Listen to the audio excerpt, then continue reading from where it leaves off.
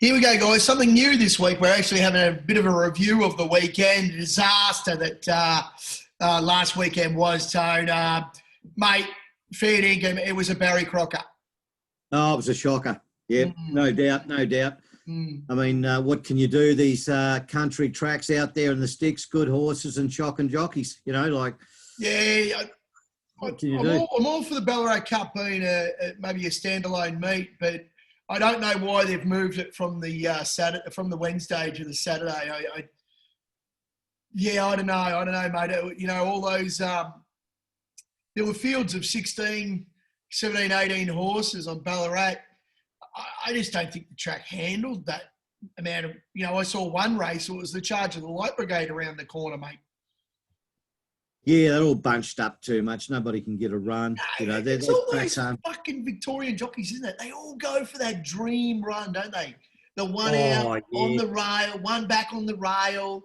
Oh, they all think the waves are going to part. They're going to get straight, get the golden run. Luna Park gates are open.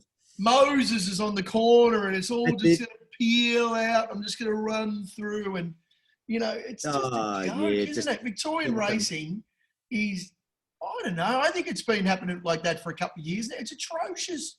Tone, could you imagine if all these fuckhead jockeys rode races like this in Japan, mate? They wouldn't be riding. They would not be riding. Look, we know how clean the races are here, and the horse runs on its merits, mate, and everyone's a clean run. Clean run. Stewards, mate. The stewards would rip them a new one, mate. Like over here. You saw the Ballarat Cup. I think there were 6 suspensions. God. It was out of control. Yep.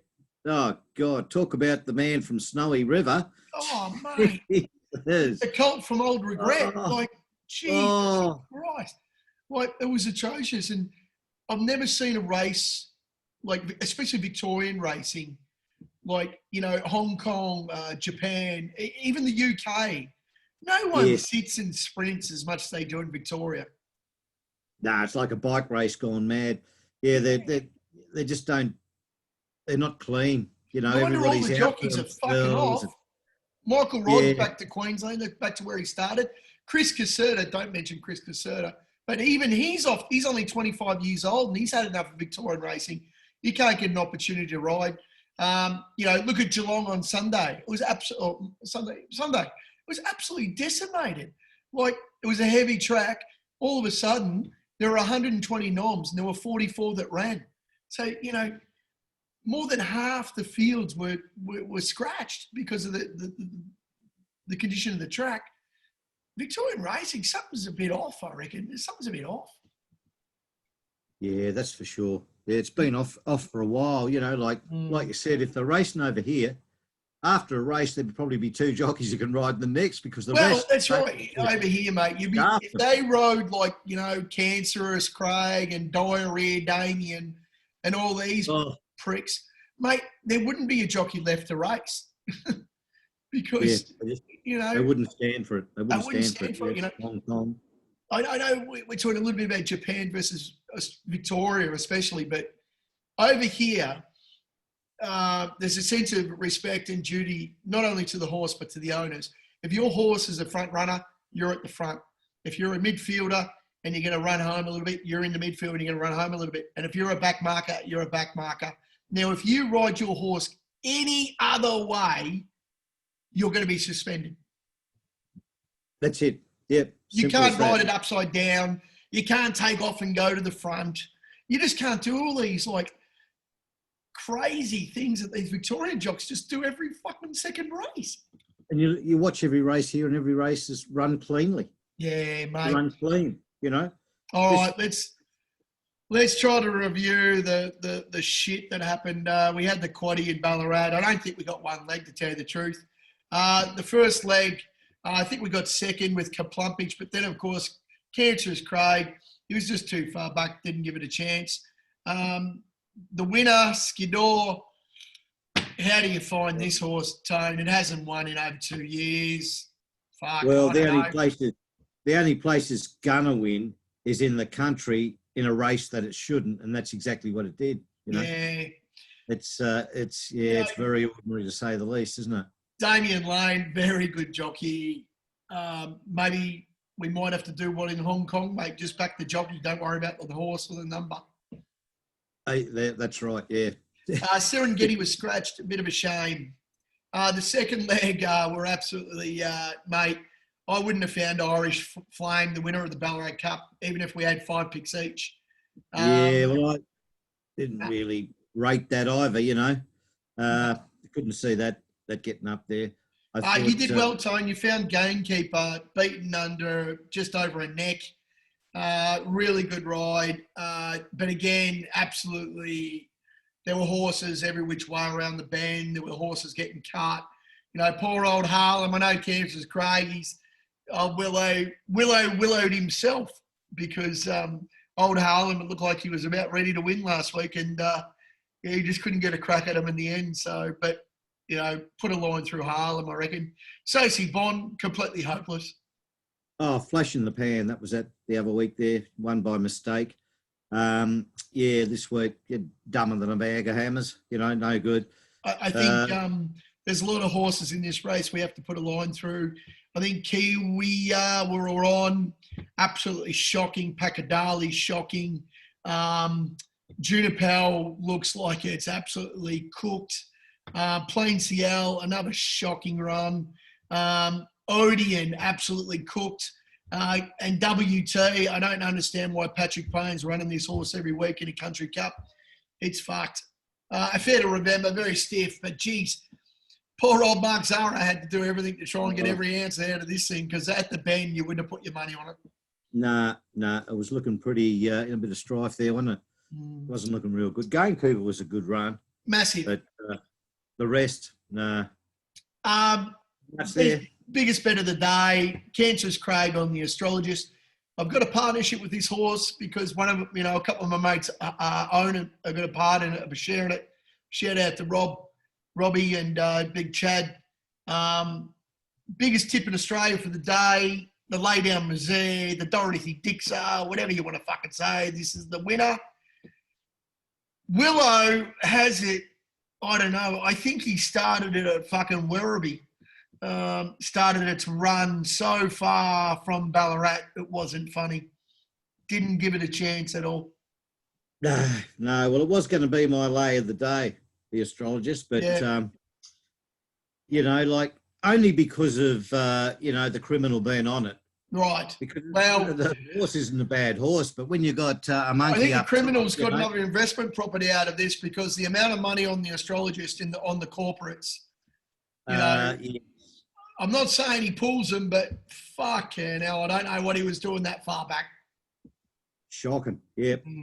Yeah. And then Sunlight's sister, the old for the McAvoys, just too tough in the end.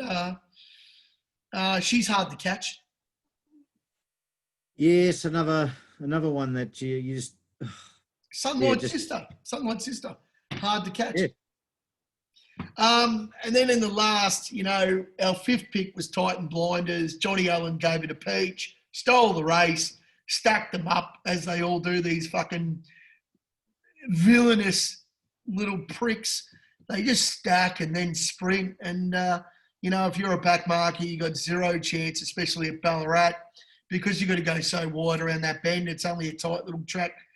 It's horrible. But Titan Blinders was off and gone. Yeah, certainly was. That was that. The difference had nothing in the tank. I think he's put a fork in him. He's done now. Ready? Yeah, I reckon the difference is gone. B Hunter wasn't its usual run. A lot of these horses we could put a line through. I think they're at the end of their campaigns. Missile. Nah. Yeah. Nothing there. Very. Before we get to our tips, Tone, we're not sure what's going on with the quaddie in Melbourne. We're just not sure. You know, we got a big $12,000 quaddie in Sydney. We're not sure whether to go back to Sydney because obviously we've got a bit more of a grasp it or, you know, we're there in Melbourne for the carnival. We're not exactly sure what we're going to do. We have a bit of a meeting about it, Tone, but we'll get you a quaddie. Don't worry about that. What do you think, big boy? Oh, for sure, mate. Yeah, like the quaddies are there to be won, and the values there, the big meets, you know, the carnivals. Everyone's having a crack. The owners are having a crack. The jockeys are having a crack, and the horses are primed for those races. But now it's, you know, it's the carnival's over, and it's very tough to find winners in Melbourne. Like you're saying, the way that they ride, the tactics down there. You know, we're all about the money, so we'll be looking for our disciples' pockets. You know, we want to put money in your pockets. We want to back winners. Right.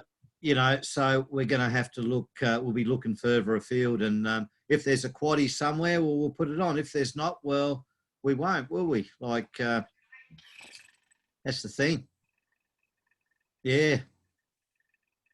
Oh dear, look at that. Tone's titanium tip, mate. Tone's titanium tip. He hasn't let us down every week. He's pretty good, the titanium tip. Maybe we should have backed up onto Shimino again, but we won't mention that. The difference was absolutely shocking. What it was, you know, he got into a little Lukey Curry, got into a great spot on the back, you know, coming around the back. It was second. Beautiful little sit. About to explode when we come around the turn, and Titan Blinders had already taken off, and the difference, it looked like someone had shot it. Yeah, it was like a big SLR 5000 on the bend, but it had a mini minor motor under the hood. Mate, so I reckon it was lucky to have 80 horsepower around the corner there. I think you could have been running a bit of heavy machinery. It could have been picking you or me up. I think it was fucked. Oh, mate, that was like Wine Steeler was riding a bloody horse. Wine Steeler. You know, like, yeah. That's it. Tone's out of the rough. We both found the Black Panther. We black booked it. Even Barney. Oh, Barney, the man with the big $600 Jordans. He picked the Black Panther as well. And, mate, the Black Panther should go back to a Sunday meet at fucking Moe. You know, it was fucked. Oh, yeah. No, there was nothing there, was there? There was nothing to write home about, that's for sure. You know, it was a price, though. It did actually jumped at about $34, and I think it got into about 21 at one stage. So hopefully nobody followed us in too much. Oh, now we get to the tragedy of the weekend. Oh fuck. Tabby Dance. Green Jacket, by the way, Pez is up the rough, was scratched, didn't ride. Jimmy Byrne jumped off Green Jacket, rides the winner of the last, the prick. Obviously, I thought Green Jacket was well over the odds, and with Jimmy Byrne in the saddle, the Damien Oliver of Queensland in the last. Well, he did ride the fucking winner of the last race, but unfortunately, Toner paid about $380. Short for us. Tubby Dance, as I said, Jamie Carr slaughtered, which for our Jamie, she doesn't do too often. And she wasn't suspended, big boy. We win by 5. Oh, for sure. Yeah, Damien Oliver, he's completely lost his mojo, hasn't he? He's not riding well, Damo, our superstar champion of Victorian racing over the last 2 decades, 3 decades, really, when you think about it. Absolutely shocking, mate. Mistake number 1, he missed the jump. Oh, that's what I hate the most. You hate it. I hate it. And I'm like, okay, he's missed the jump. He can make it up. If he gives it a fair enough steer, it's still going to win. He took it back to the rail. He tried to save ground. The closer just fucked us in the ass once again by falling into the Tabby Dancer's lap. He's lost another 3 or 4 there because of the closer falling back on him. Damo's gone to the outside, couldn't get a run, comes back to the inside, dives to the rail, misses by half a length to a neck, half a length. Absolutely. There were 5 decisions he made, and they're all fucked. Absolutely, yeah. It just, everything he did was wrong, right from the start. Now, what are you doing? It's a cup race. You know, he's fallen asleep at the jump. And when they miss the jump, that's what bloody makes my blood boil. Madder than a cut snake. Really pisses me off when they miss the jump. You know, these guys are paid. They're supposed to be professionals. What are you fucking doing, mate? Yeah, what are you thinking about? 1,600. I mean, 1,600. How many starts has Damien Oliver fucking been in? Jesus Christ. Come on. Jeez. So, Tone, I think we've put a line through him. Yes, he's done. We're out. Damo's finished. He's We've gone. put a line through Damien Oliver. Fantastic, spastic. He's finished. He's off. He's gone now. That's it. We're not having any more of Damo. No. Damien Oliver can basically suck my anus. Fuck you, Damien. Yeah, his form would stink a dog off a gut wagon. Simple as that. Simple as that. And if you're stinking dogs off gut wagons, putrid. Yep, exactly. All right. So there's two. We've just gotten rid of two of the big premier jockeys of Victoria, Damien and Craig. See ya. We put a line through you. Yep, that's gone. They're gone. They're gone. They're both in the sin bin, mate. In the sin bin. I don't mind Damo as a bloke. You know, he gets down to Geelong. He goes to Bells. He has a bit of a surf. You know, legend of the caper. Absolute, probably one of the greatest of all time. But at the moment, seriously, Tony, he's riding the horse like me and you're on it. Oh, mate, yeah. And that would be a fucking tragedy to watch. We certainly wouldn't be claiming apprentices, that's for sure. Oh, mate, I don't think we'd even make the picnics. I don't think we'd even make the picnic races. What we're carrying about. It's all Corona, mate. It's all the pandemic, isn't it? It's all the pandemic. Oh, shocking. But anyway, Tone, thanks for your time. No worries. Great to see you on a sunny Tuesday over here in Fukuoka. Hey, we'll have a crack again. We certainly will be. We'll be making amends this weekend. Hopefully, Yeah. We're doing our very best to throw up what we can. Yeah. Because our money goes on it too. Well, you know what? You know what the problem with punters is? It's the last bet, this bet, and the next bet. So the last bets were fucked. We'll worry about these coming bets, and hopefully we're in the queue, and we're not putting a line through them. God, all right, Tony, thanks for your time, mate. Any thoughts before we go? Yeah, we're going to get Barney some Christmas, but he's going to be absolutely we need to fix. Jace needs all the help he can fucking get, old Barney. Don't worry about that. Maybe he needs some sports gear to go with those new kickers.